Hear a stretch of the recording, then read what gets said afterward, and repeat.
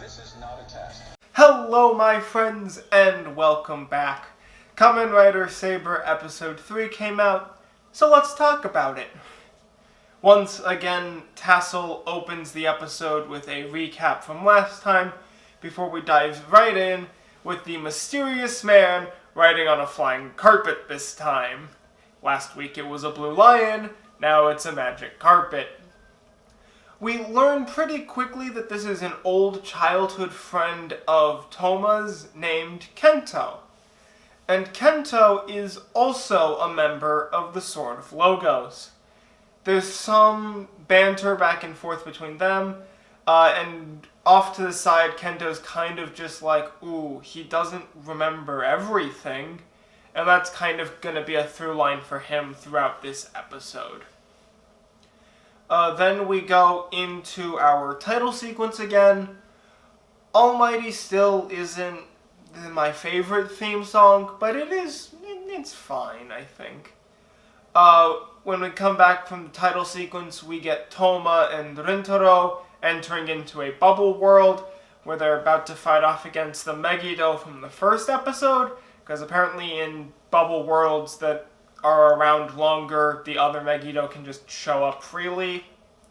Sure.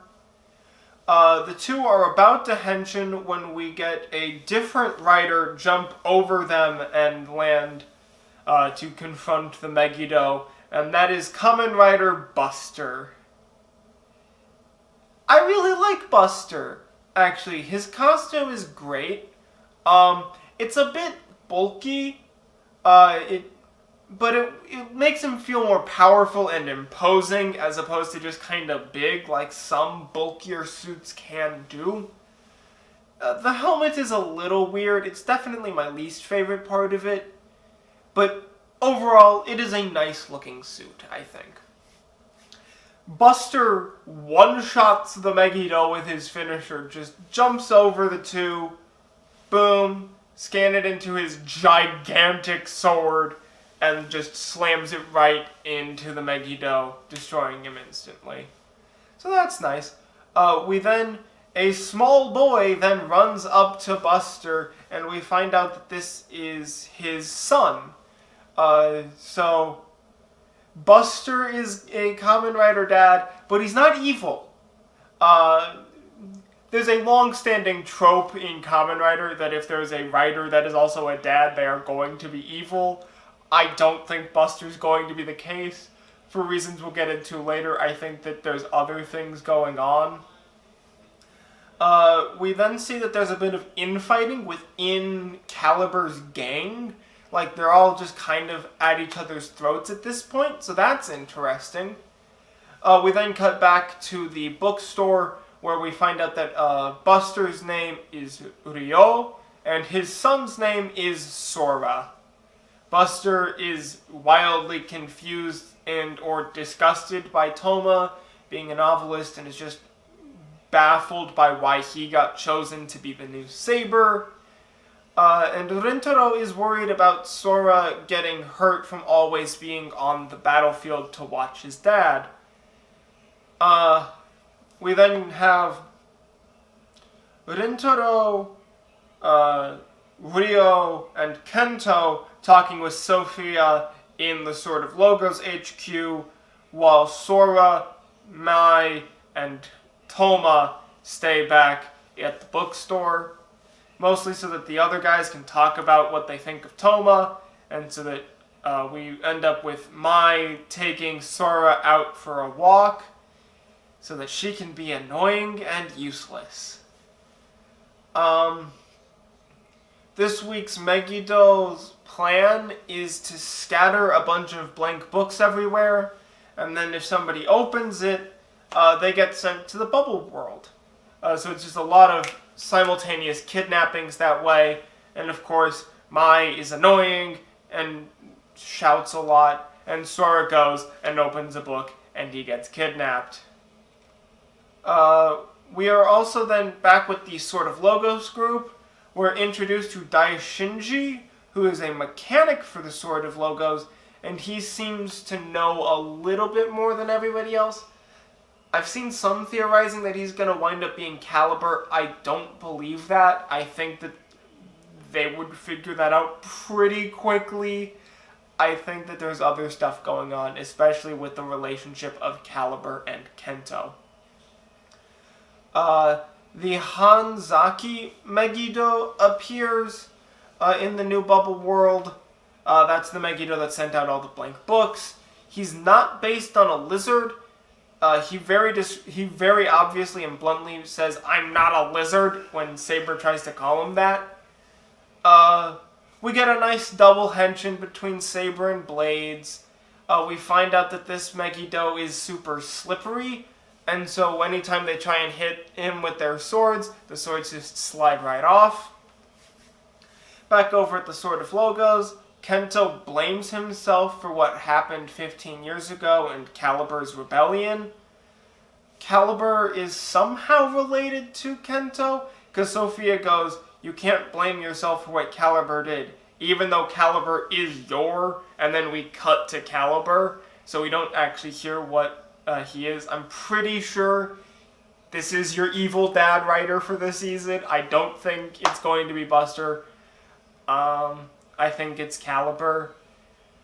When we do then cut over to Caliber, he mentions that soon he will finally be able to reach Avalon. If you don't know, Avalon is the mythical island in Arthurian legend that Arthur gets taken to after he dies so that he may be revived. It's where Excalibur comes from. I'm pretty sure that this just confirms what I kind of had been thinking, just based on the theme and the motif of Saber, and that is that Saber's final form is going to be based on King Arthur. And as an Arthurian literature fan, I took a full semester of that in college. I'm excited to see it. I want to see what they do with all the Arthurian stuff. I think that there's already some nice ties between the Sword of Logos crew and the Knights of the Round Table. It'll be very interesting to see where they go with it, though. After that, we get the debut of Saber Dragon Peter, which is the Peter Pan form. Overall, it's nice. I wish that it had a full-length tail like the Jack and the Beanstalk form did. Instead, it's just got this like short little extension bit. Overall, it's fine. I think it does a nice job of blending together a lot of the very different elements of the Peter Pan idea into a suit. The hook is a great weapon and a great callback to, obviously, Captain Hook. But Saber isn't good at using it, in Blade's opinion. So Blade just goes, "Give me the book. It's better for me." And so then we get the introduction of Blade's Lion Fantastia. So he uses like the last word of the book title, and Saber uses the first word, from what I'm getting. It works for me.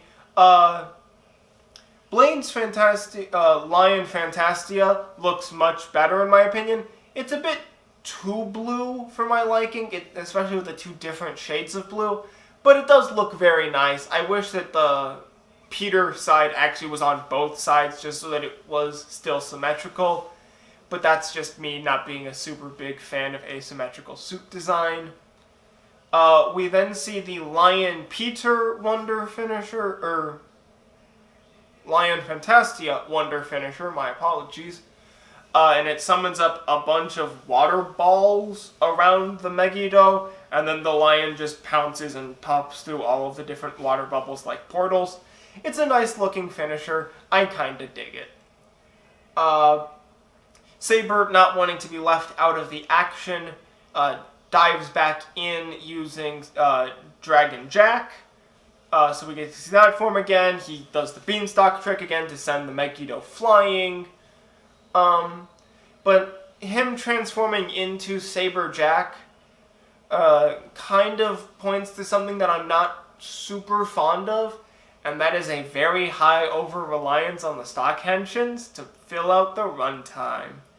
Because it just, in most seasons of Kamen Rider, some exceptions do exist, The actual transformation, the Henshin sequence, is all shot on set and is done live, and then they do the special effects to cover over it so that the action can continue pretty quickly. When you go away to the stock Henshins, you're pulling away from the action and the tension in every scene to do the transformation sequence, and while they look fine, I like the aesthetic they're going for. It pulls away from any action that we could get, and it definitely takes me out of the scene a little bit. We then get followed up with Buster's Henshin, and again, it's a stock Henshin. It looks super cool, and I think that is nice that we see the first time they do it as a stock Henshin. I just wish that we would get some on-set Henshins and transformations after we see the first time they do it. Buster instantly goes for his finishing attack again. I wish we had seen a little bit of him actually combating the monster first, but hey, not much runtime left because we filled it all with stock Henshins. But after defeating the Megiddo, the bubble world does not return to normal, and Sora is still nowhere to be found. So they're all baffled by, ooh, what does this mean? Tassel then closes out the episode with a teaser for next time. And then we go to the ending dance, which I skipped. I don't like the ending theme. Nothing wrong with the idea of an ending theme again, just I don't like this one in particular. So that was this episode. That was episode 3 of Kamen Rider Saber. Thank you guys so much for watching. Like, comment, subscribe, all of the fun YouTube things. I hope you take care. Have a nice day, my friends.